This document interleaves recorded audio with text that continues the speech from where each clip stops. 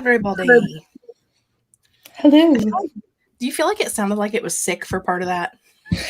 Okay, yes. I thought I was going crazy because I was like, why did it weirdly slow down? It's never like this. Like, because you can see me dancing. It's just like, what's wrong? I seen the look on your face and I was like, why does it sound like it's sick? Okay, good. Oh, man. It wasn't just you. Good. Hello to Stacy and Phoebe, who is staying up late to hang out with us. Hello. Yes. You type, but she's here. Becca's here. Wallace is here. And Michael and Chan and Nikki and Mallory. Hello. And what are you doing? Lola, I love your glasses.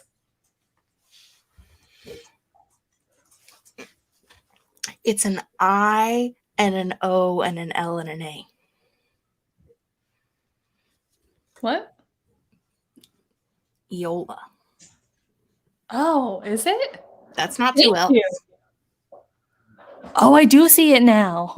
Eola, I love your glasses.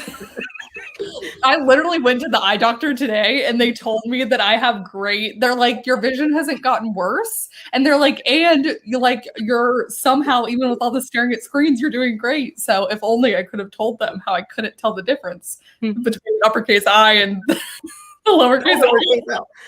I mean, there is that. I have a cat. Everyone is used to that. I'm now literally inspecting every name. Like Mallory's came up and I was like, yes, those are two lowercase L's. Those are two lowercase L's. L's. I do see there's a little tail at the bottom of it. I wonder if it's different with like different hold on, wait, I'm gonna hit a button. Fonts, because like over on okay.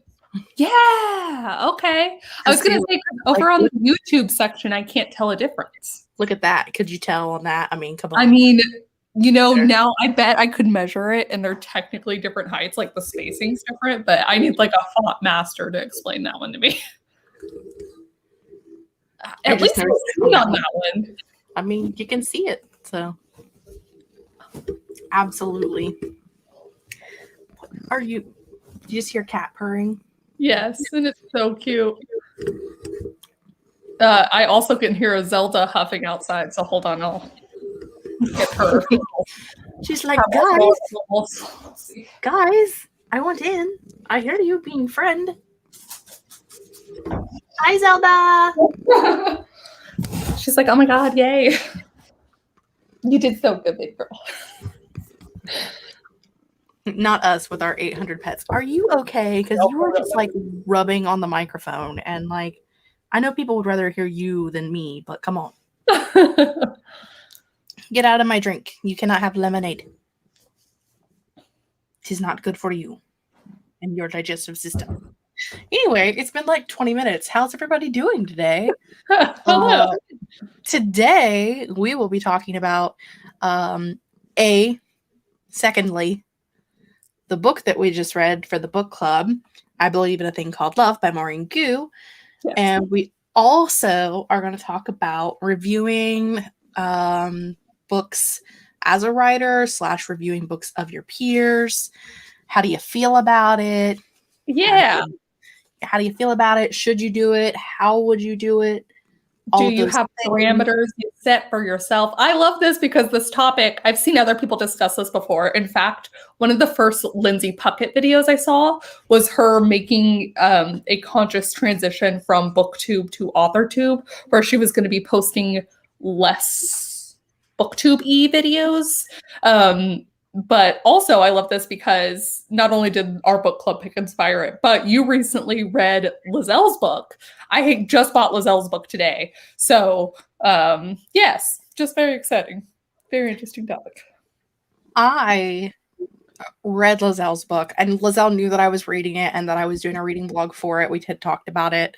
And she did watch it and she like direct messaged me privately. To like talk about it because she doesn't want she watched it like when it went up and then like walked away so that she wasn't like giving any comments.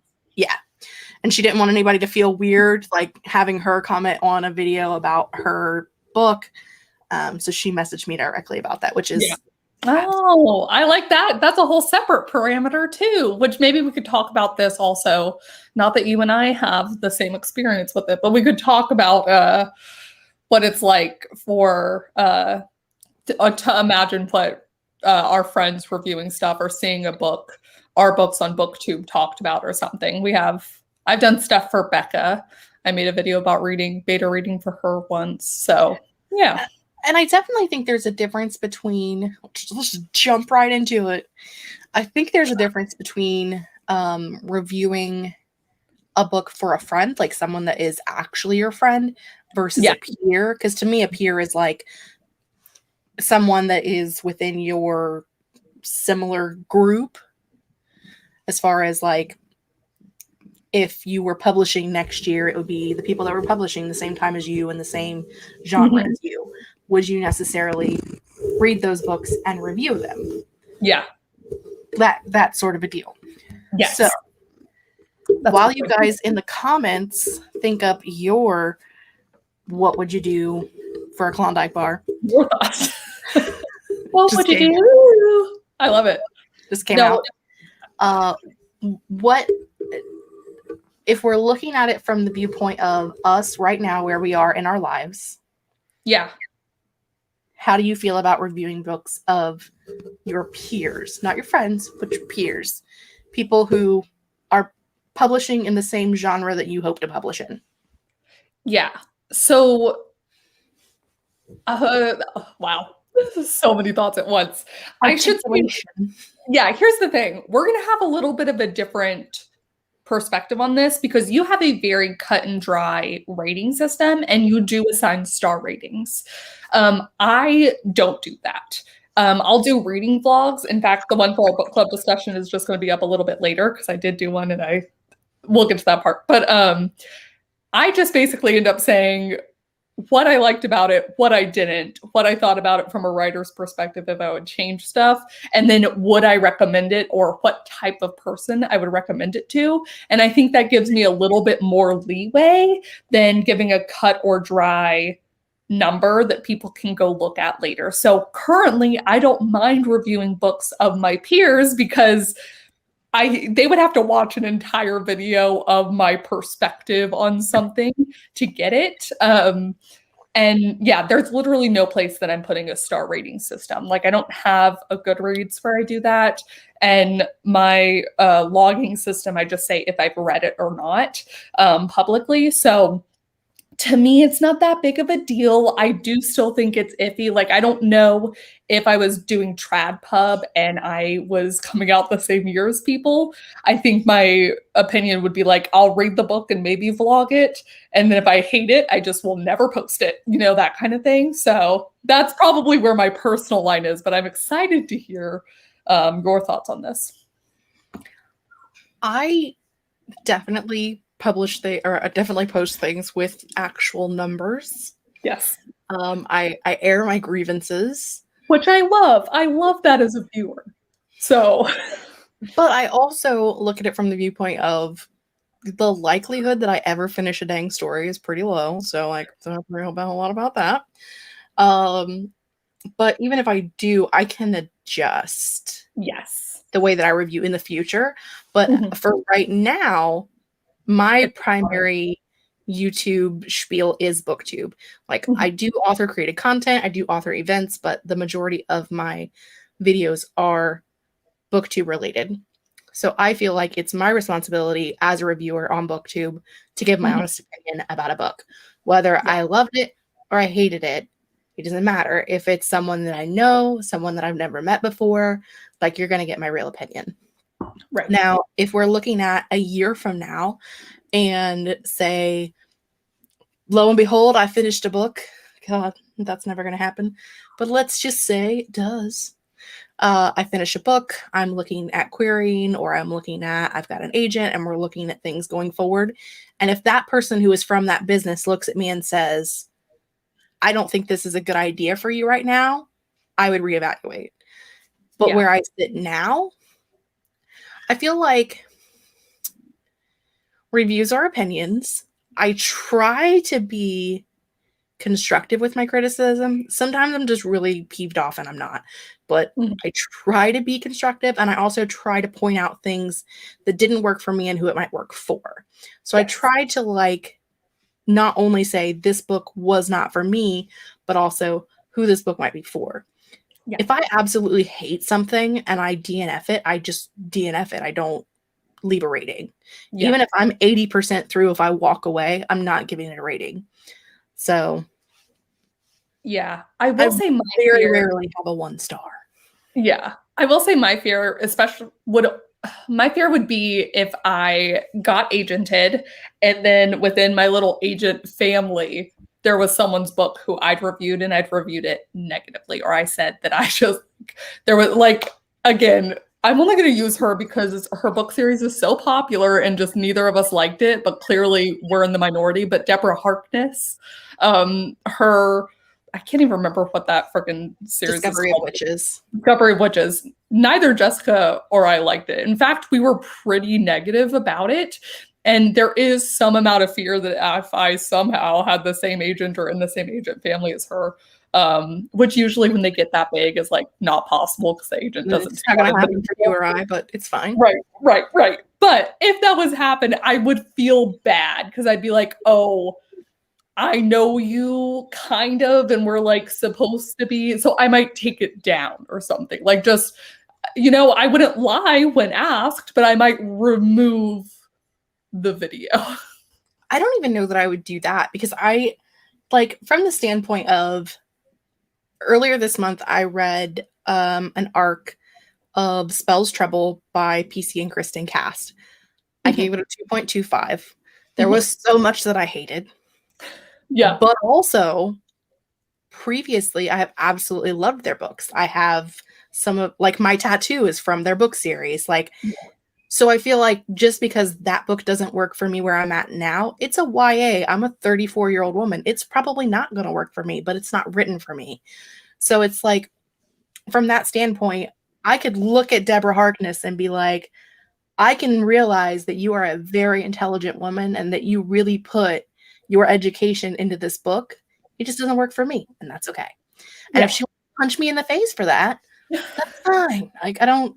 Yeah, I think we've just all heard horror stories of people who, would not add a blurb, which they're fully within their right to do. But I know blurbs are hard to get in the trad pub world, and they purposely didn't do it because someone they looked up what the person had reviewed their book on Goodreads and it was not as favorable as they liked, or, people have held grudges to other authors who even gave 4-star ratings, which are really good, kind of thing. So, but at the same time, I think, not to speak for her, but I think Alexa Dunn's opinion on this has changed from when she first started her channel to, what she's doing now. She started reviewing a lot more of the thrillers as she was writing thrillers. And I think that was also really genius, marketing thing, at least from the YouTube perspective. So sometimes it also is it can work for you. Plus, I think if you do it for very famous authors or people who are really popular,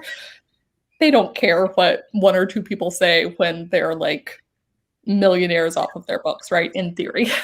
They're having a great time. They're doing fine. Becca, and we have talked about this with Becca before, and she just doesn't review things she doesn't like, which is fair. Yeah. And that may be the approach that I would take in the future. Still, and like you said, do the vlog, but if I hated the book, just scrap it and move on. But if I loved it, post it. Post it. Well, and you were talking about authors you've loved. I have my childhood, one of my favorite authors is Meg Cabot. She's still currently writing and publishing just more adult stuff, and I still like her adult stuff. And there are, as much as I loved all of her mini books and series, over 20, there are just 2 of them that I've tried and failed and cannot stand. I don't think they're good. I didn't like them. They weren't for me, but she's one of my favorite authors. So yeah, there's that part of it too. There always is. I think too, I'm also that person who I have read from people before and given something like a 2.5 stars and been like, there was something about this that I liked, but I didn't love it. But when they publish their next book, I'll try it because there was something here that I liked.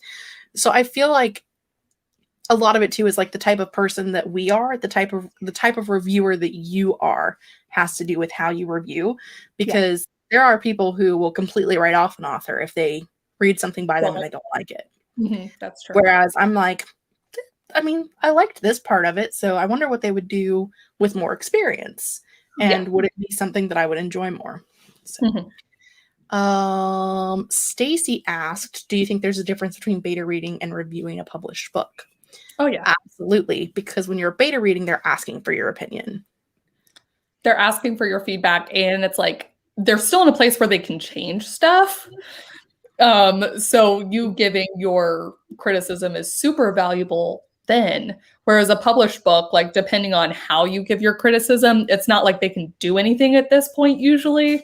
So it's kind of there's also a really big difference between going on Goodreads or Amazon or Barnes and Noble or wherever you review your books and leaving a negative review for a book versus going to Twitter or Instagram or to that author's email or their snail mail and writing a hate letter about it and telling them that they suck and whatever. Like, there's a huge difference.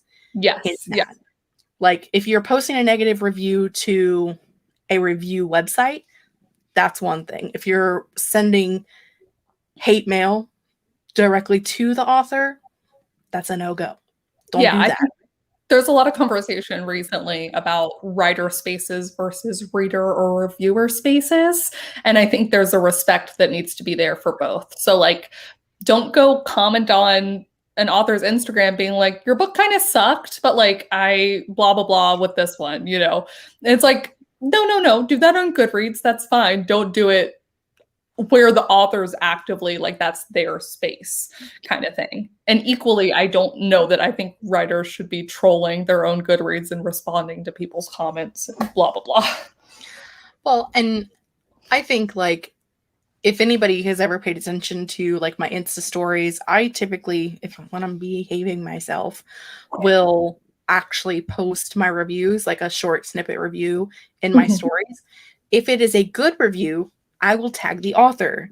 If it is not a good review, I do not.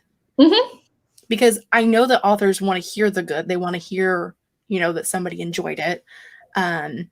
Whereas if it's something negative, it's too late for them to fix it anyway. If it's something like glaringly obvious that they should have seen, like a Mack truck coming their way, it's too late. It's already out there, so it doesn't matter. And if you hated it, they don't need your hate. Like, they got better things to do with their life. Yeah. Can I get your opinion? This is more slightly booktube related than writing. But so you talked before about how potentially, or like Becca's comment, I review books I like, but I don't review books I don't like. One of the criticisms a lot of people lay out on booktubers is that as they get bigger, their reviews get nicer or they stop critically reviewing stuff. How do you think that sort of plays out? And do you think that's similar to us saying, once we were agented or once we were this or that, we might calm down with posting our reviews publicly? It would depend, because I really do think there's a big difference there, because as a booktuber, it is your job, if you're being paid as a booktuber. Yeah. I mean, your job is technically to create content, but if you are expecting to be trustworthy and for your viewership to respect the viewpoints that you give, then you need to be honest about those viewpoints. And so for you to just never post a negative review, like, we know that you're not enjoying everything that you watch or that you read. Like, we know that's happening. So it's very unrealistic. And I personally, in the beginning, we've been here like 5 years now. I don't know. It's been a while. Yeah, we're old. In the beginning, there were people that I started following that would like rave about a book and like how much they loved it. And I would buy that book based off of them talking about loving it. And then a couple of months later, they would unhaul it and say they never read it. And you promptly go back. Yeah, I would go back and be like, aren't they the reason why I bought this book? And I would go back and look and see where they had reviewed it and said how much they enjoyed it and all of this, that, and the other. And then when they're unhauling it, they're like, I never read this. It doesn't sound like something I would like. I'm like, but 3 months ago, you loved it and gave it a 5-star review. Yeah. Because it was sent to them by the publisher. Yeah. And they wouldn't have a good relationship with the publisher or whatever. Mm-hmm. Yeah. So there have been several people that I, like big booktubers, that I have unsubscribed from because of that reason. Yeah. I want to know who is on your shit list. I'll tell you later. I would literally have to look them up because I don't remember their names because it's been a couple of years since I stopped being subscribed. Like, I couldn't tell you off the top of my head right now. Yeah. Because that's how I live my life. I agree with Chan. Like, honest review for the readers, not the author. And it is all about the space where you are posting. Yeah. So, that being said, what are your opinions on reviewing books for your friends versus your peers? So people that you know, like you reviewing Becca's books or me reviewing Lazelle's, or like, do you have a stance on that now?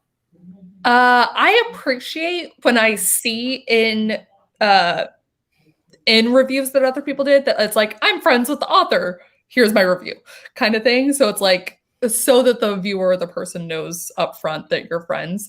For me personally, oh, you don't? Okay. I didn't put it in there last time. Okay.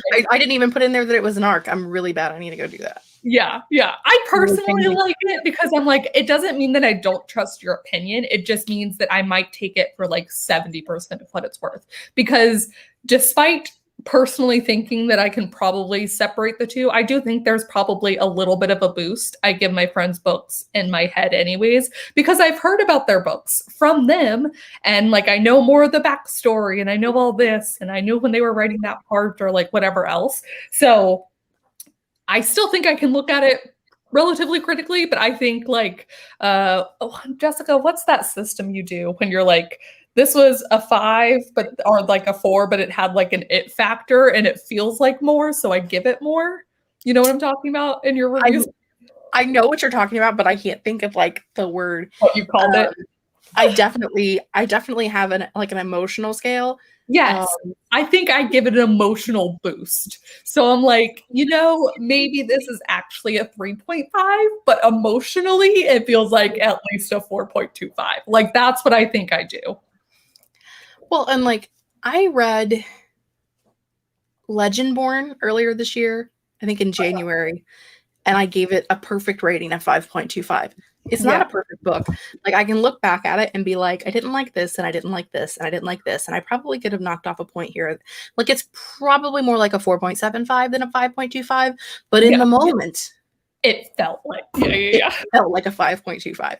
So, I mean, and that's why my rating scale is supposed to stop that from happening, but it doesn't always. I know with the Crystal Sutherland books, like I know I rated House of Hollow higher than I rated Semi-Definitive List, even though Semi-Definitive List is like one of my top 5 books of all time, and House of Hollow is not, but in the moment it got a higher rating. It really is like how you feel about it in that moment, and not necessarily how you feel about it 6 months down the road.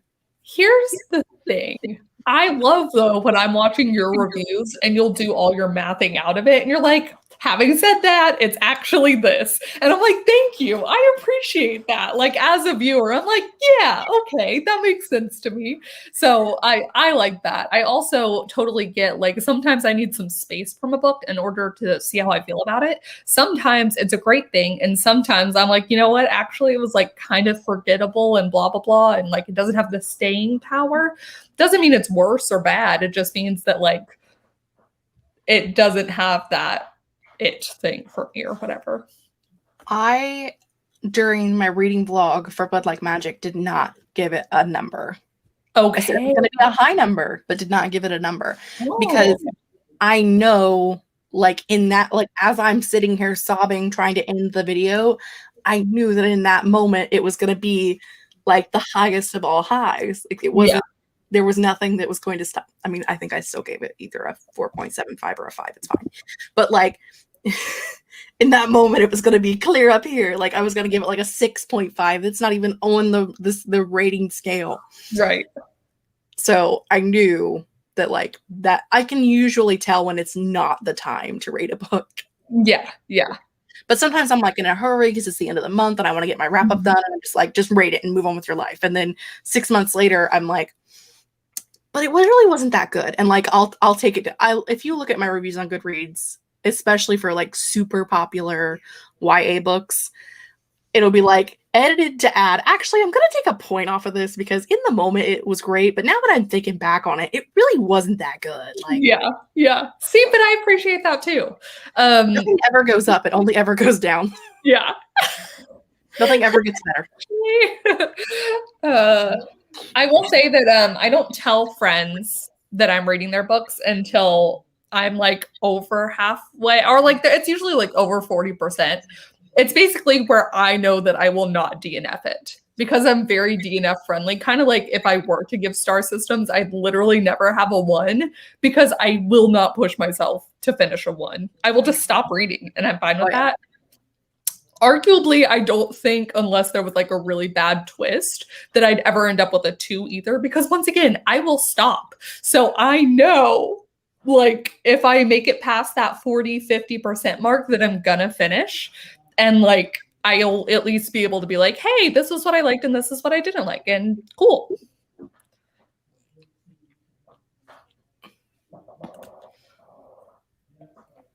I absolutely agree. I don't think I've ever told anybody not to read a book unless it's something like a horror novel where it's got like body gore or something. And I'm like, if body gore is not your thing, don't read this book. But as outside of like trigger warnings, I don't think I've ever told anybody not to read a book. Yeah. Except for maybe lore. Because I was really hard on lore. I know I was. I was really hard. It was so pretty though. I literally, it's one of the few covers that you said it and I know what book it is. I think it's because I'm so devastated that I didn't like it better. And so that's my thing too, is like I get emotionally invested in books that I think are going to be a 5-star book for me. And when it's like ends up being a 2 or a 2.5, I get mad and I take it out on the book in my review. And I'm like, it was stupid and it was a waste of my time and I hated it. It really wasn't that bad, but I'm angry about it because it wasn't as good as I wanted. It was supposed to be up here and it's like, down here somewhere. Yeah, yeah. I'm angry about it. Yes, emotions and decimals at the same time. Star rating system is based 100% on my feelings. Most people do have that, but I base mine. I mean, there is an enjoyment star, but there's also cover, character, plot, pace, writing, enjoyment, and also it gets a bonus for if it makes me cry. So I won't. Yeah.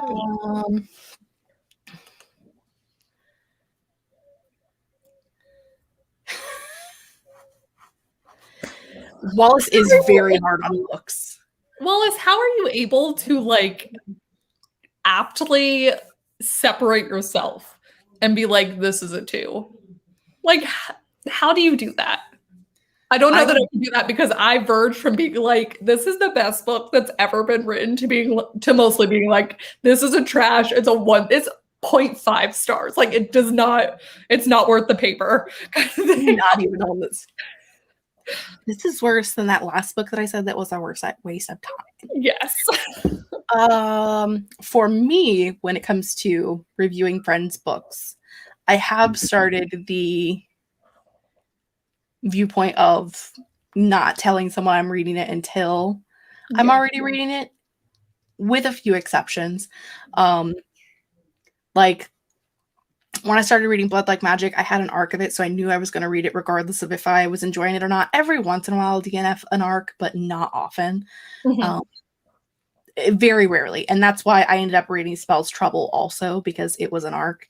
I wouldn't have finished reading that if it was just an audiobook that I had bought or had loaned from the library or whatever. Yeah. I wouldn't have finished it, but because it was an arc, I try to finish those. A, because it's an arc and that's kind of the point, and B, because of my percentage. And my percentage is sad because I was gonna say, you want to get more arcs. I want to get more arcs. I want to get the popular ones. listen, there are publishers that are just like emailing me now, like, you've reviewed every single one of our releases for the last 2 years. Would you just like these ones too? And I'm like, yes, please, thank you. I would. That's awesome. Indeed, I would. How did you know? Yeah. The popular ones now. Like, can we get the popular ones? That would be cool. Yeah. But as for like friends, I think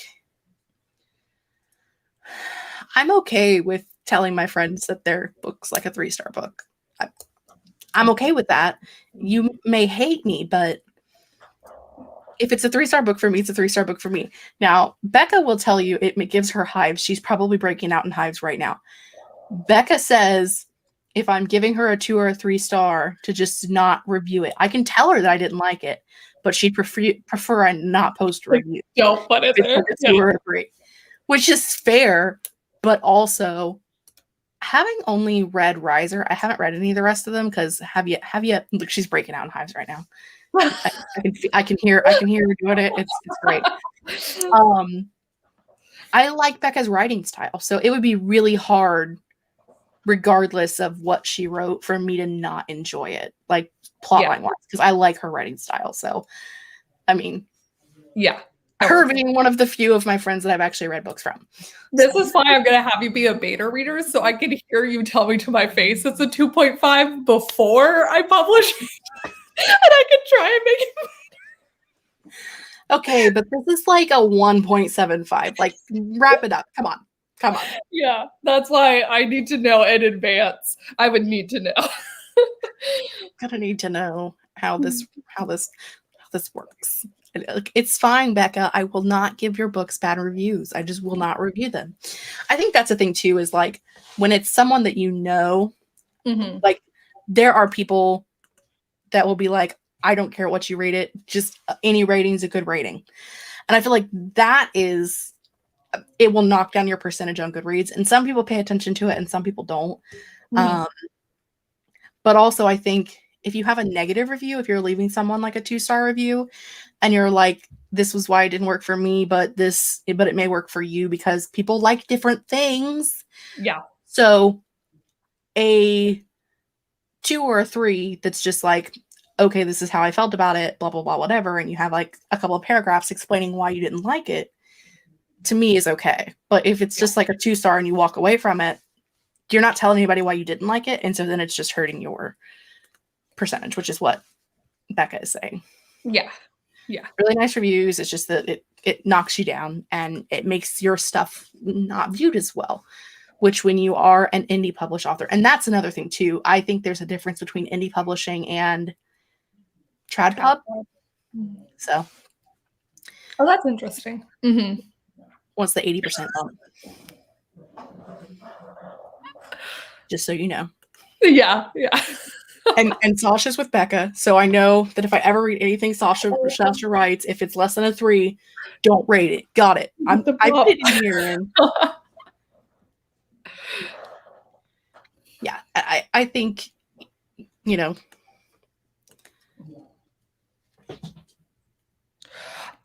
I'll also say that some friends' books, like I'll support you and I might buy the book again to support you. But if it's not the genre I read, or it's like a trope that I hate, I'm not going to read the book. And that's like a service to both you and me. Like I know my taste well enough that even if you were the most brilliant writer, you're not going to convince me that I'm going to like it. So why would I give you a negative review based off of my own personal taste when it's like, and you don't want that. Like, it's just a weird thing. So if you don't want to write in the genre that I read, like, you don't need me to review your book either. So I'll buy your book and donate it to somebody who will like it. Yeah, I'll give it. And I have 100% done that. Yeah. I have 100%. And not like from anybody in our current YouTube sphere. That's how you say that word. Yeah. But I have back in ye olden days when there were indie authors and they used to do like websites and email blasts and things like that, I had specific authors that I really enjoyed, and sometimes if they wrote something outside of what I was interested in, I would still buy it. Yeah. But I would then gift it or donate it or something along those lines, that hoping that someone who was into that would find it and enjoy it. Yeah.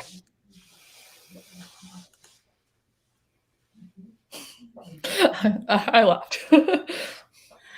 Oh, Sasha. Just want reviews. Any reviews? See, I think there's that too. Yeah. Plus, reviews can be so hard to get for any book, for any author, that it's like, yeah, it's almost better to have more reviews than to only have 2 that are like also your friends who did it. I will say, what book am I thinking of? Christine Riccio has a new book out, and when I first saw the ARC reviews that came in, they did not look pretty. So in certain cases, I'm kind of like, I don't know. To be fair, the majority of the 5-star reviews for the first book were all from her BookTube friends. So, yeah. Yes. I've never read it, so I can't. I didn't either. It did not sound up my alley. So again, I heard some reviews from some reviewers that I trust and went, no, thank you. Yeah.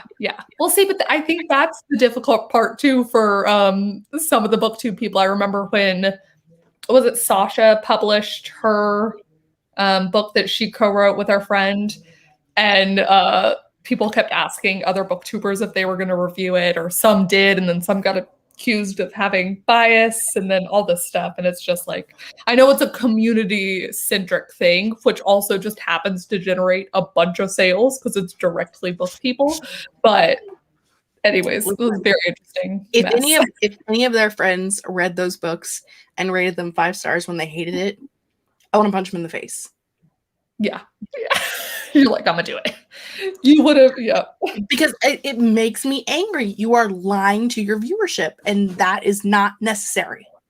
I think there are so many ways to support your friend that don't include lying about how you felt about the book.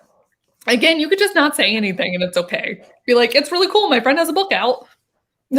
Even if you read it and like you had mixed feelings about it, you can put it in a wrap up and say, I read this, but I don't want to talk a lot about it because they're my friend and I don't want my friendship to skew your opinions of if you want to buy the book or not.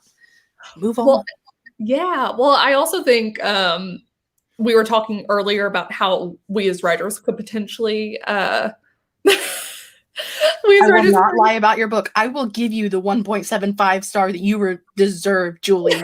Don't you worry. I recently purchased Julie's book. Actually, it wasn't very recent, but I have purchased it. It's back there on the shelf, and I have never opened it. So she's doing great so far. Supporting your writer friends. So far, it's a 5 star because I haven't opened it yet. It only falls from there. They always go down from there. It could go up. It could go to a 5.25. It could. It's not gonna, but it could. I mean, it might. I don't know. I haven't opened it yet. I have no idea. Terrible. I'm a horrible friend. It's fine. Yeah. That's what I literally just I personally discount reviews if they don't have any context. Like if it's just a star review, I don't care about that review. I mean, I do, maybe I'll go and look at a Goodreads, like the overall ranking. But like, usually I then look for context. So it's never really just the reading. And also if it's a personal attack on the author themselves, I completely discount that review as well. Yeah. There's no need for that. No. Unless the author is an absolute dumpster fire of a human being, which has been happening a lot lately. Your personal opinion of their personal self should not come into this at all. So yeah. Yeah, that's a good place to be. Yeah, I agree. Listen, I may never read it. It may sit on my shelf till the end of days, but you got that cheddar. Don't you worry, Julie. I got your back. It's not, I haven't added it into my TBR count either. which I typically don't when I buy an Authortube book, just so that we're clear. Oh, interesting. Okay. Because if I absolutely hate it or I unhaul it, I don't want to have to talk about it. Yes. Here's the other thing. People on streams, and I don't really mind this, but it can put me in an awkward spot, have asked me if I've read Blank's book yet or something. And usually I have not read it. It's usually a peer's book. Usually I haven't read it, so I can just lie. And that's, or I mean, I can tell the truth that I haven't read it, but I have read books before that people have asked me about. And I've just said I haven't read it. And that is my get out of jail free if I don't like a friend's or a peer's book. Where I'm like, I don't know. Who's to say? I read it, I hated it, and I'll never tell you about it. Moving on. Yeah, yeah. But also, like, I don't know.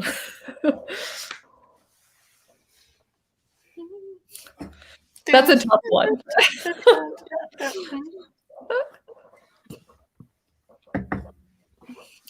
I have unhauled Authortuber books before by people that were problematic that we didn't really think about as problematic at the time. But because I don't like to give them any more time in the limelight than they already get, because they clearly are trash human beings. Merlin. You see her in the window. She's like, I agree. I agree, and also I'm going to go out here into the light. Thank you. Yeah. So I'll just be like, and I'm unhauling some Authortuber books, and just put those on the shelf and just don't even talk about them. Because I don't feel like it's not my place to talk about all the drama. I mean, apparently it is, because, you know, because I do, but I responded. I once was doing an unhaul, and I sorry, I was hearing myself twice. I cut around when I'd accidentally shown an Authortuber book that I was getting rid of. I did not buy it. I had received it, and I was like, so I decided rather than saying I'm unhauling this, I just was like, you do not know that this exists. Because why bother? I didn't see someone ask me that. I don't know what you're talking about. Do I have any Authortuber books on my desk? No, I don't. I bought Alexa's The Ivies and Lizelle's Blip Like Magic today. So I have them over there. I got the last copy. I got the Ivies last week when I went and bought Aiden Thomas's new book, Into the Neverwoods, which I didn't like, but it's fine. It's a Peter Pan retelling, and I don't like Peter Pan, but neither. Okay. But it's fine. Like, it was fine. I loved his first book. Yeah. It's fine. Like, it's not the end of the world. So, but I bought the Ivies. I haven't read it yet. And we all know how I feel about Wood Like Magic, so. Tears. It's like sobbing. I looked like Julie. It was a great video. Highly recommend. I mean, I will give you all the bad reviews you want. If you want, I'll give you a great review. I don't know what I'm going to do. I haven't read it yet. I don't know.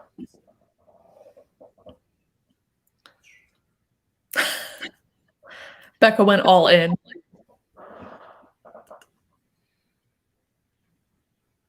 I do have... Did I buy it on audio or did I just listen? I know I haven't listened to it on audio. I'm going to, but I haven't. Sometimes I wonder about people in chats. Yeah.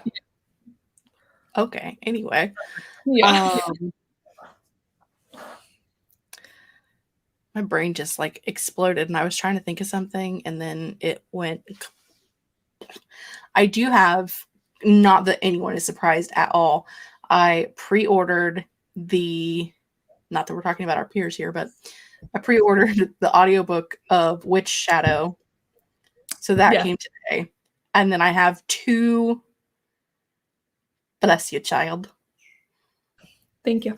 I have 2 hardcovers coming because I have one from the Beacon book box and then one that I ordered directly from Schuler Books, which is Susan's local bookstore. Oh. So it's signed. If you had been in the chat today, you would know that. I will check it out now that I figured out where the group chat disappeared to in the other section of my Gmail. But right. I also got Susan's email. What am I trying to say? I mean, it is her email, Newsletter? but newsletter. Thank you. I got her newsletter, and I'm excited. I need to read the rest of the series, but I'm excited. I liked the first one that we read for Authortube Chat. We did read it for Authortube Chat. I have like 30% left of Blood Witch. And then, like, I'm doing a readathon this week, just hosting one. It's fine. I'm trying to like figure out in my brain how to use it for the witch prompt, but also, which I can, but it's like a 500-page book, and I currently have like a 180-page book for that prompt. So like, yeah, how do you make it? Yeah, I'm not gonna get all nine books for 9 prompts if I do that. So I'm debating. I already finished 1 book, and I finished a couple of short stories. So, God, you have to like turn your camera off too. By the way. Oh, what? Who are these weirdos? I just remember Lauren Clark's video where she was hiccuping, and so many people came. No, that's the wrong word. So many people found it, and oh man. Yeah. Chan asked a question though, and I just walked away from it. Do you think the rating system makes it a bit harder for the self-pub community to stand on its own reputation-wise? You mean like, should there be a different scale, or what do you mean? Explanations abound. No, I don't. I mean, obviously, that's part of the self-pub thing, is that you have to front a lot of the money. So you're fronting money for both editing and covers. So like in Jessica's system, she gets extra points for a good cover. And so I think that can be harder potentially for a self-pub person, but also like something that if they want to be quote unquote taken seriously, they should be doing anyways, is having a good cover. So no, as I'm understanding your question, I don't think it's harder, but I could be misunderstood. I think right now, like in 2021, I don't think it matters a whole lot whether you're trad pub or indie pub, because I'm here to tell you that people who are not like the top 5% of sellers in trad pub, they're having to put all of that work into. Yeah. I mean, not as much, and you're getting guidance from people who are part of the community, part of the, what's the word I'm looking for? Yes. Like the people who work in that industry, part of the industry. There we go. Yeah. So like you get those, like you get the expertise of people who are there versus when you are indie publishing and you're like every person. You gotta do it all yourself. I feel like a lot of the amount of work that you're putting in, you having to be responsible for, I mean, and it depends on also on your deal and how things go. And obviously I don't know everything because I'm not published.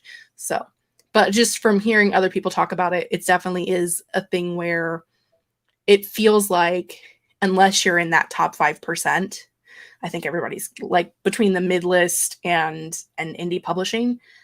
If you've got your shit together in indie publishing, you can be even or even higher than mid list. You just have to have your shit together. Well, and I mean, it's all about the money, right? So it's obviously the trad pub, the industry is fronting the money for the book. So it'll come down to the author eventually, but like not nearly as much as that book actually makes. Whereas, you know, as an indie author, yeah, you have to put in more work, and like I think Julie said, reviews could potentially matter more in terms of like getting more money in your pocket, but also you then get almost all that money except on, you know, wherever you're posting it. So I actually think they're still pretty equal in my mind, but I'm also someone who ideally would love to be hybrid published. So I think there's pros and cons to both. There's pros and cons to everything. Yes. To all of the sides. Yes. Does anybody have any more questions about reviewing for your peers and or your group of people and or Kate's face froze it there for me? I don't know about the rest of you, you know, but it was great. I wanted to say something when we were talking about TradPub, but for our book club pick, I had to get a part. I thought I was reading it wrong because there was an issue with the, like, literally they'd omitted a word that should have been there kind of thing. And so anyways, mistakes in TradPub books, we were talking about the top 5% do still get all that money on the editing and the covers and everything. And they still have problems. And they still have issues, and it cracks me up. So anyways, I will say that's probably the only unfair place. When people know that something's indie published, that's when they're like, you had 2 typos. This is clearly amateur. And then you can look at TradPub books. And it's like, because they're TradPub, people are like, well, so many people looked at it, obviously. So anyways. Do it. Get it. No one cares if you can read Russian. Just buy the book. It's fine. That's what, put it on display. We encourage book buying here. We indeed do. I have probably single-handedly put Susan Dennard's daughter through college. It's fine. Probably not that excessive, but at least like close preschool. Yeah. Yeah, it happens. It does. It's just crazy. It always is going to happen. So that's when I'm like, maybe we should not judge indie people as harshly as they always are judged for their 2 typos.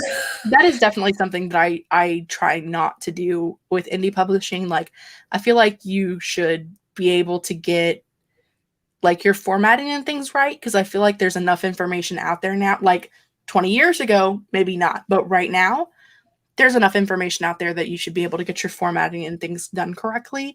And you should know that you need to have your book edited and that you need to have people reading it other than just like your mom and your cat. So I feel like, you know, they can be held to a similar standard, but not a higher standard than what we do. As we're sitting here discussing, I have just come to the realization that we never picked a book. Oh. Yeah, that is a thing that happened, and we will post about it because off the top of my head, you did tell me to look at books that had been published recently. Anybody in the chat have a fantasy book they'd like to read or to put up as an option for group books? Vaguely related to our topic was that I had kind of pointed out, like, would we potentially ever want to do a fellow Authortubers book for book club chat? And we were both kind of like, that might be potentially crossing a line.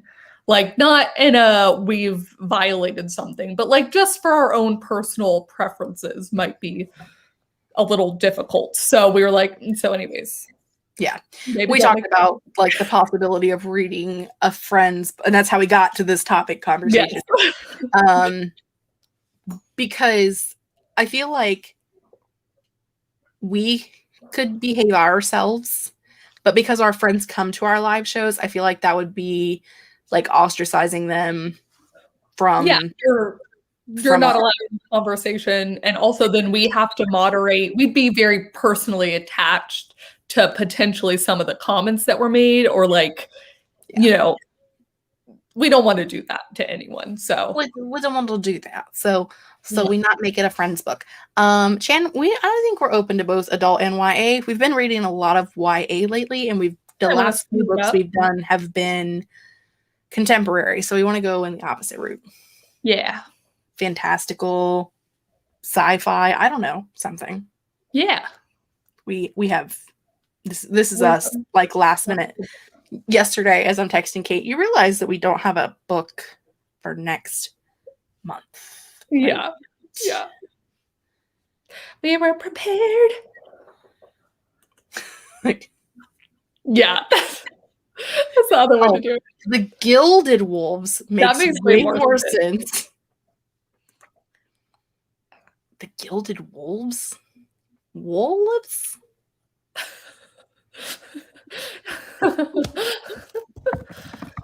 Is this a thing? OGILDD. It looks pretty. Wait, did I hear about this one? Oh, it's Roshani Chachki. I might have this one. I do have this one. My friend got me this book. Here's the thing though, if I'm remembering off the top of my head correctly, Jessica, you've read one Roshani book and it was not your favorite, was it? Have I read a Roshani Chachki? I think I have. I feel like we chatted about this and you'd read it and you weren't. And I was like, this is horrible. Why would people read this? No, I would never say that. You would not. You know what? I think I have a Roshani Chachki, but I don't think I've read it. Okay. Let me double check. I still want to read Sapa Tahir, but you have read Sapa Tahir recently. But I wanted to read her series. Okay, so I have the Star Touch Queen, but I've never read it. So I have a Roshani Chachki, but I haven't read it. Oh, the Inheritance trilogy. That's the one I have pulled that up and I've had it up for forever.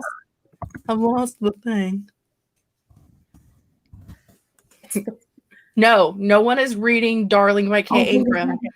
Move on. Oh, wait a second. We could read a different NK Jemisin. Here's the thing. Unfortunately, poor Jess was not as into NK. Not that you wouldn't be open to other NK Jemisin, but maybe we shouldn't do. Let's not do it right now. Yeah. Hold on. I legitimately. Julie says the nature of witches. I think what we should do is we should put the Gilded Wolves and the nature of witches and I don't know, whatever else somebody else comes up with in the next 10 minutes. Oh, I was thinking of The Inheritance Games by Jennifer Lynn Barnes. Had you read that one? I don't know. I haven't read that, and I don't know what the Inheritance trilogy is either. The Inheritance trilogy is an NK Jemisin book. That's why I said for Jess's sake. Oh. But the Inheritance Games, which is what I thought we were talking about. I've heard good things. I feel like someone told me good stuff. I don't know. I've still had it pulled up. Cindy with Cindy gave it 5 stars. I feel like this is torture. Okay, so what we'll do is we're gonna have a discussion about the book that we did read-ish. And tonight we will both post on Instagram and wherever. Yeah. Instagram and YouTube community. Yeah. And we'll have a poll and we'll figure it out and we'll announce it next week or something. Yeah. Or something. Okay, so moving on to this month's book. What did you guys think? Did you read it? Did you not read it? So we should I Believe in a Thing Called Love by Maurene Goo. We will be talking spoilers. Yes. So if you didn't read it and you don't care, you can hang out and listen to us talk about it. If you plan to read it in the future and you don't want to know spoilers, then you need to leave. And if you were, just curious, for what it's worth, I finished the book and Miss Jess over here did not. I DNF'd it at 57%. Anyways, if we're going to have a little bit of different opinions, there's K-drama, there's crazy contemporary hijinks. We'll discuss. This is your spoiler warning for the next minute or whatever. Goodbye, friends who did not read the book and don't want to be spoiled. Bye, Julie. Goodbye, Julie. Goodbye, Grape. Goodbye, Devesha G. Fry. Devesha sent me a DM one day That was like a very formal letter signed Devesha G. Fry. Amazing. And so I had pre-ordered Blood Like Magic from Amazon in like October of last year. Yeah. And because I got like the special pretty edition from Emboss and Spine, I changed the address to Grape's address so that she could have it because I don't need to. And I mean, of course I would love to have to, but I don't need to. Yeah. And I addressed it to Devesha G. Fry. Beautiful. Amazing. Oh God. Devesha G. Fry. She's mad at the post service because they sent me a picture that it was received before she got to send me a picture that it was received. Like, how dare you? How dare the post service be ahead of me? Be on top of stuff for once. Yeah. Hi, Sasha. What did you rate this book? Well, as I do not rate, here's the thing. I finished the book. Did you love it? Did you like it? Did you not like it? I still don't know. Could not tell you.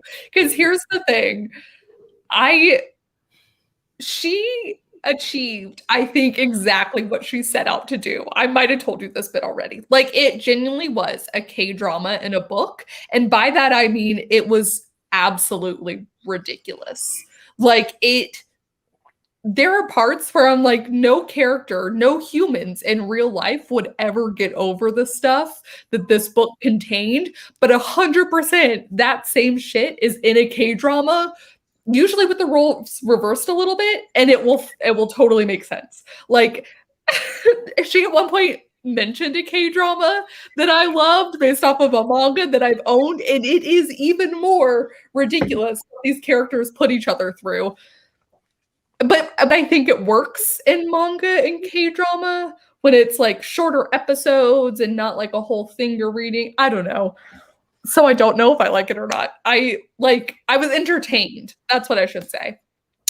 I was entertained. I don't know if it was good, but I was entertained. I have never read a K-drama, watched a K-drama. I've never watched a K-drama. Yeah. And if it's anything like the book we read, I probably won't. I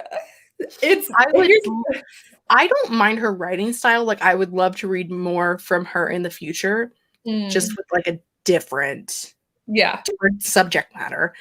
I didn't hate it at the beginning, but I mean, I was probably 10% in when I was like, I really don't want to keep reading this.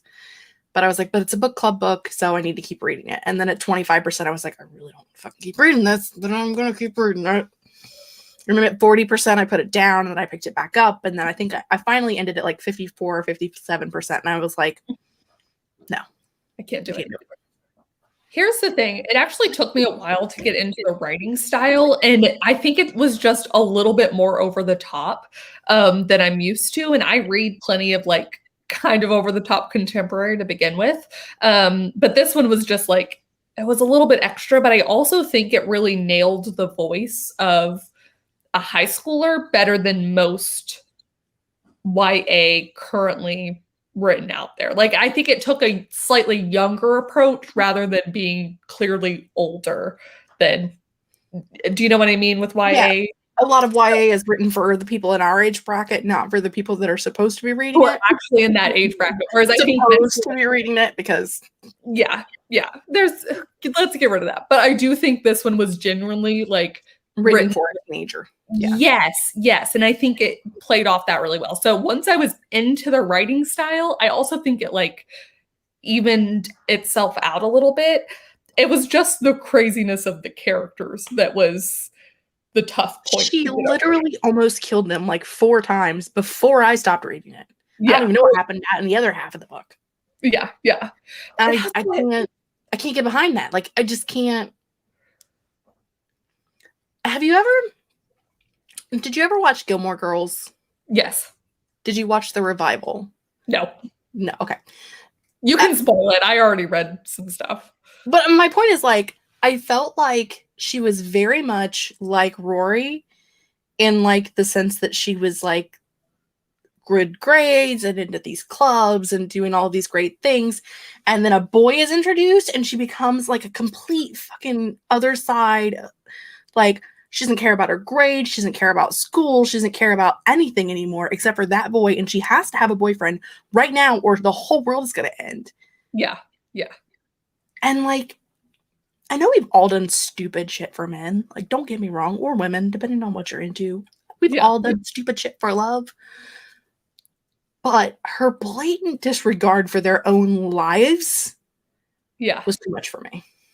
I like that she tried, the author tried to rationalize it by like, now that I have a plan, like it's like she really tried at the beginning to do like the whole flailing, the flirting, failing thing and being like, this has been a recurring issue.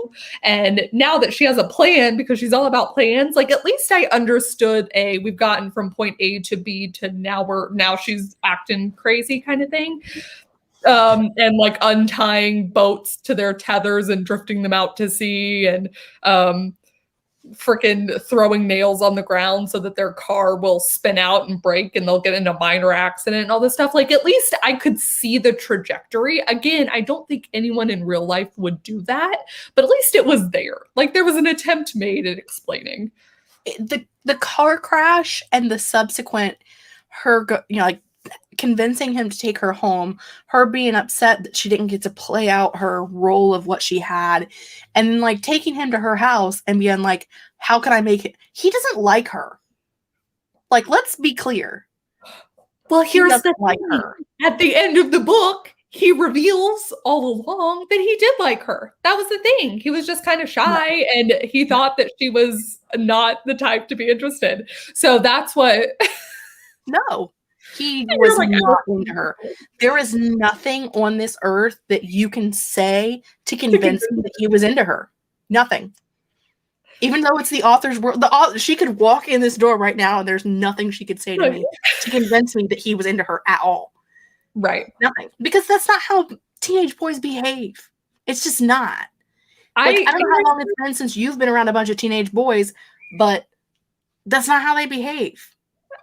Here's the thing. I appreciated that it was very clear that he, at the first meeting in English class, liked her or whatever. He's drawing on her notebook. Like, he's doing his own kind of flirting. And then as soon as he hears that, like, she thinks art club's dumb and that's like his life, he's like, oh, she's not the kind of girl I thought she was or whatever. You know, like, there's very clearly, I initially liked her and then now I don't, sort of thing. You're like, I'm not into. I don't. My thing, though, is like, and I guess I get this. We have had this discussion. I hate when people try to force a couple together, whether it's people that are seemingly heterosexual and people are like, no, actually they're gay and they're just hiding it and they really have feelings for each other. Like, I hate that in books or movies or TV or whatever, like, you can't be genuinely nice to someone without there being a romantic feeling attached to it. Yeah. Like, he can be nice to her and show her better ways to sketch without being romantically interested in her. I agree. I thought it was clear from her perspective that it's like he's getting close to her and doing this thing. I'm with you on like the face of the actions. It was not necessarily a thing. The whole thing, like his like blatant disregard of like everything that she does from that moment, like he doesn't give two shits about her at all. And then suddenly somewhere at the end of the book, like they're madly in love with each other. No, I don't believe that. I don't believe it. I'm sorry.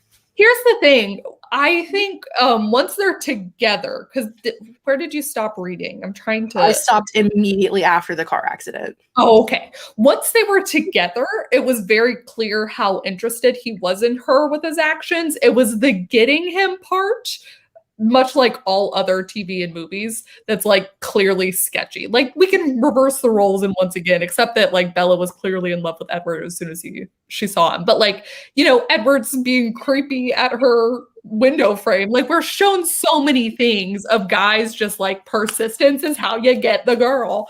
And this was just flipped. Persistence is how she got the guy. But once they were together, it was actually cute. Genuinely, like, he like took her perspective into account with his dad. Like he respected her opinion. Like he genuinely liked her. It was but then it was so, Jessica, I cannot tell you, if you thought the first part was weird, the last 30 fucking pages, I don't know what she was doing, but it was like she learned nothing from the start of the book, and then she like pretends to, can I spoil it for you? Because go on. I'm never going to read it. To drown at their prom, and it like, she's drowning and it's like not working and he's not coming over and she's like, ah, and like tries to drown again, and him, like an idiot, jumps into the water. He cannot swim, and she doesn't know that about him until she looks under the water and sees him unable to help her, and she's like, oh my god, now I must save him, and she has to give him like CPR to get the water out of his fucking lungs because he drowned for her.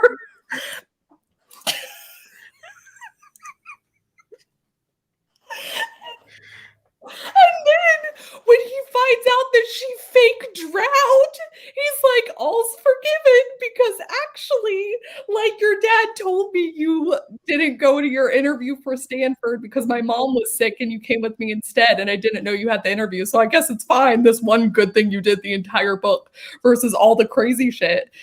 Well, he literally just drowned. Can we also discuss the fact that her entire 18 years prior was her working to get to Stanford, and she doesn't fucking go to her interview because of a dude? I want to give you a little bit more context for this, because when you messaged, it is crazy. And again, it is crazy. But here's the thing. Her application's fine. She didn't actually need the interview, which the author, I don't know if the editor told her that it sounded crazy or what, but the editor made it clear several times, or the author at some point, where it's like, she doesn't need the interview to get in. Like, she can, this is just a supplemental to the application. It doesn't actually matter. And basically she doesn't tell him, this made no sense, by the way, though. Like, I don't know why she doesn't tell him that she has the interview. And her dad, as she's driving her boyfriend down to LA to check on his mom, her dad is like, you know, if he knew that you had this interview, he would not want you to go with him. And he's upset because his mom's in the hospital, but like, and he calls her, he's like, you're the only one I want by my side, blah, blah, blah. But again, if he knew, he wouldn't have asked for this, but she's just like, I will take him. I can make it because I can do everything. Like, it was in line with her character, kind of. I want to be clear. Crazy.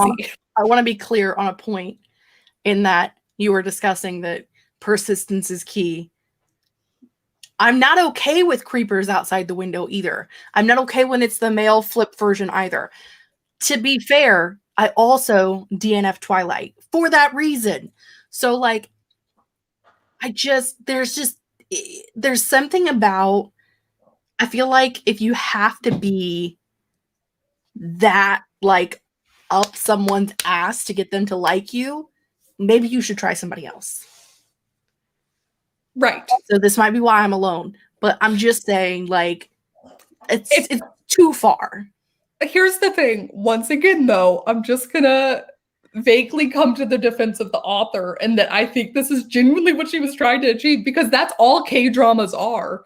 Like, it's all about the persistence and like the longing and the like, just this, we come so close and then we're pulled apart, and then we're both going to be like, one of us is usually way creepier about it than the other until all of a sudden it's time for me to be creepy. Like, that is what it is. And I'm not saying that, like, man, so I genuinely think she achieved it. Like, she did it.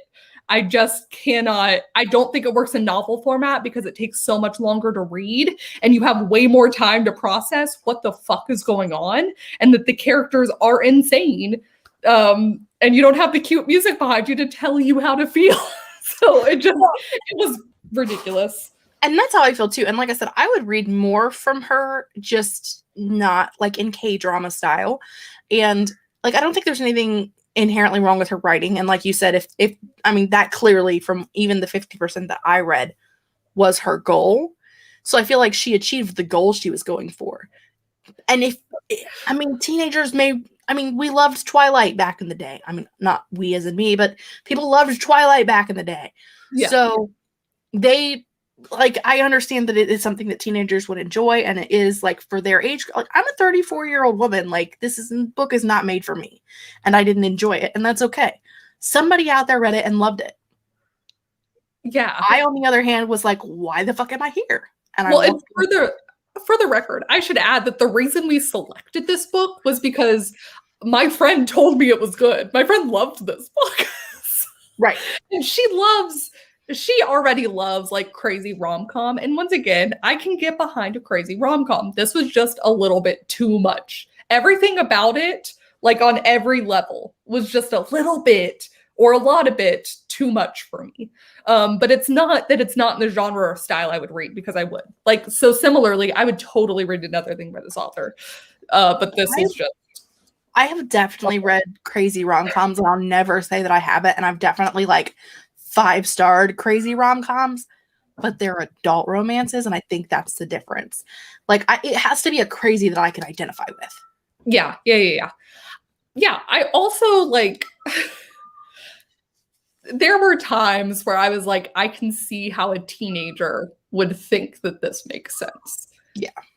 And that's not to put down teenagers who would read this and be like, this is stupid, just like we did when we were reading Twilight and we're like, this is dumb. Like, this is creepy. Like, I'm just saying that I can see it a little bit better, how you're more able to dismiss it at a certain age. And it just wasn't for us. But it was like a train wreck that you couldn't look away from. I think that's the best way to just, like, but I watched till the end. Like, even as the fire trucks have gone, like, I'm still just enraptured.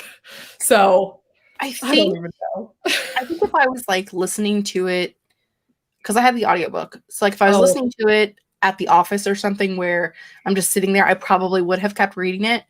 But the fact that, like, I was listening to it driving back and forth to work or whatever, like, I just didn't turn it back on. Yeah. I was like, no, I'm done. And just didn't turn it back on and moved on to the next book. So I think that's probably part of it too. Yeah. Well, also her somehow convincing her friends, because the last 30 pages are also crazy. Her convincing her friends to throw the nails, and her being so sure that, don't worry, we'll direct traffic. People will watch the cones and then be like, that sounds like a bad idea, but I guess we'll do it anyways. And then her making him go back around, just like the level of like bumping it up was hard to, because I messaged you right then, and that is when you were just like, I'm done. But oh man.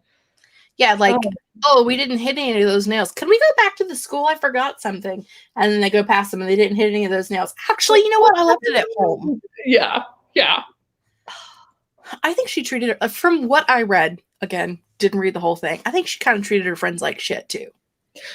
I think so too. Also, they were definitely like background characters to her main character complex, or like whatever, kind of thing. And she does have a moment later, like 80% of the way through or something, where she asks her friend how she's doing, and her friend's like, oh, you mean with all this crazy stuff you're doing? And she's like, no, how are you actually doing? And like, there's moments of realization that the main character has, but they're really glossed over so quickly that I'm almost like,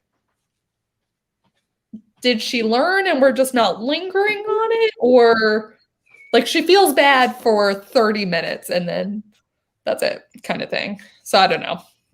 I have literally, I can't. Yeah, I will say, I think the way she outlined it was genius, though. The way she managed to fit the story into every single step she came up with, like, I was impressed. Again, I genuinely think she achieved what she wanted to achieve. It just was insane.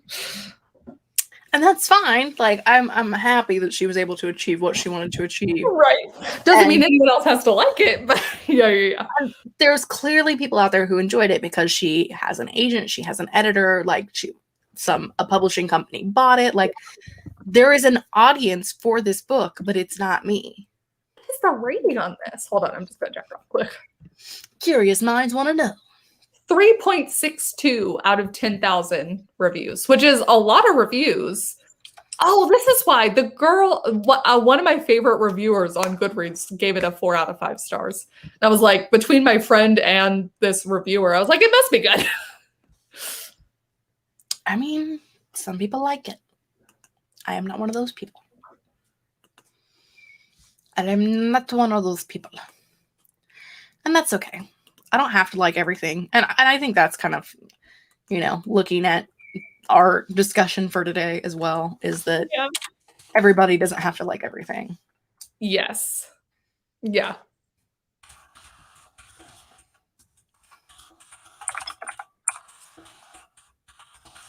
I'm not typing right now.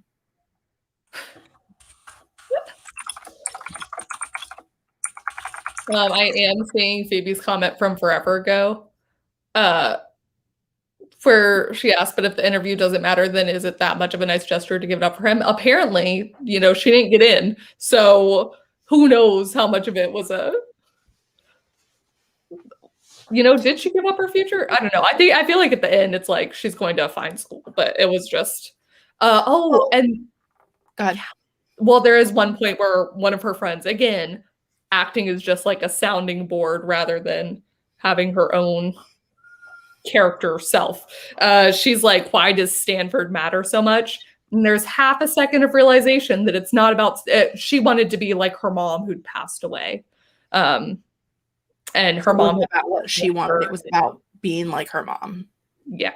Again, but in the greater context of the novel, that was again a realization that was done in 2 sentences and promptly moved on from and like barely paid attention to. So it was, I don't know. It was interesting. One last thing about the book. Me and prologues. There was a prologue in this book. And for what it's worth, having finished the book, I don't think you need the prologue. I know it was only 7 pages. And at first I was like, oh, this is kind of a cute prologue. But now having finished the book, you don't need that prologue. I don't even know what it was, so. It was her being like, she was, as a kid, I believed I could move this thing with my mind. And she basically was like, I'm determined, I have a dead mom, and this is going to be important. Huh. But all those things could have been said in the course of the novel, or they were said in the course of the novel. Like, we did not need the prologue to compound this. So, in fact, I think it would have been stronger without the prologue. Well,